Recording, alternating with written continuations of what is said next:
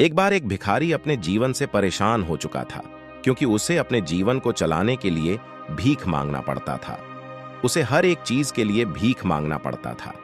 इसी बात को लेकर वह दुखी रहता और दिन भर यही सोचता कि उसकी जीवन में बदलाव कैसे आएगा।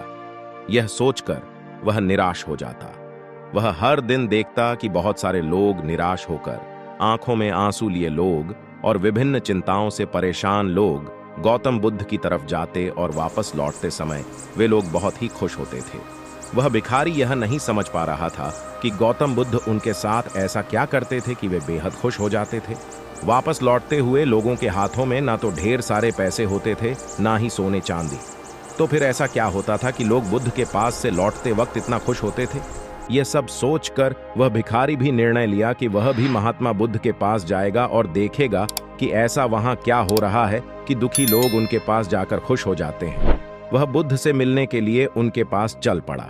जहां बुद्ध मौजूद थे वहां बहुत लंबी कतार लगी हुई थी, तो वह भिखारी भी कतार में लग गया। कतार में लगकर वह अपनी बारी का इंतजार करने लगा। देखते ही देखते उसकी बारी आई और उसने बुद्ध से कहा, बुद्ध, मैं बहुत ही गरीब हूं, मेरे पास कुछ भी नहीं है।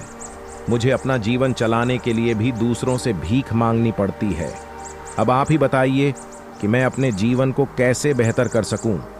ये सब सुनकर बुद्ध ने कहा, तुम गरीब नहीं हो, तुम्हें ऐसा लगता है क्योंकि आज तक कभी तुमने किसी के लिए कुछ भी नहीं किया, ना ही तुमने कभी किसी को दान दिया, ना ही तुमने दूसरों के लिए कुछ किया। यह सुनकर भिखारी के मन में एक आशंका जाग उठी। अपनी आशंका को दूर करने के लिए भिखारी ने पूछा, मैं तो एक भिखारी हूं, मैं लोगों को दान कैसे दे सकता हूं और कैसे लोगों की सहायता कर सकता हूं? मुझे तो खुद अपना जीवन चलाने के लिए दूसरों से मांगना पड़ता है। यह सब सुनने के बाद गौतम बुद्ध थोड़ी देर चुप रहे और फिर उसे बोले, तुम्हारे पास हाथ है जिससे तुम लोगों की सेवा में लगा सकते हो और दूसरों का भला कर सकते हो। इसके अलावा तुम्हारे पास मुंह है जिससे तुम लोगों से अच्छी अच्छी बातें कर सकते हो और दूसरों का हौसला बढ़ा सकते हो। ये सब करके भी तुम दूसरों की सहायता कर सकते हो। जरूरी नहीं कि दान सिर्फ पैसों से किया जाए। हम चाहे तो हम शिक्षा का भी दान कर सकते हैं, चाहे तो अन्न का भी दान कर सकते हैं। ऊपर वाले ने अगर किसी को पूर्णतः अच्छा शरीर दिया है तो वह गरीब नहीं है, वह बस दिमाग से गरीब है। उसे इस विचार से हटकर दूसरों की सेवा में लगाना चाहिए बुद्ध की।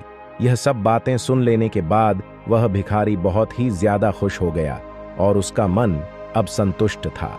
हम सब इस बात की चिंता में समय बर्बाद करते हैं कि हम गरीब हैं, लेकिन यह सत्य नहीं है। सत्य तो यह है कि जब तक हमारा शरीर पूरी तरह से बेहतर है तो हम उसका उपयोग करके आगे बढ़ सकते हैं और खुद के जीवन को बेहतर बना सकते हैं। अगर कोई व्यक्ति सिर्फ अपने गरीबी पर ध्यान दें और उसे बदलने की कोशिश ना करें तो वह मूर्ख है। लाइक, शेयर और सब्सक्राइब करना ना भूलें और अगर आपके पास कोई सुझाव है तो कमेंट बॉक्स में जरूर बताएं। नमो बुद्धाय।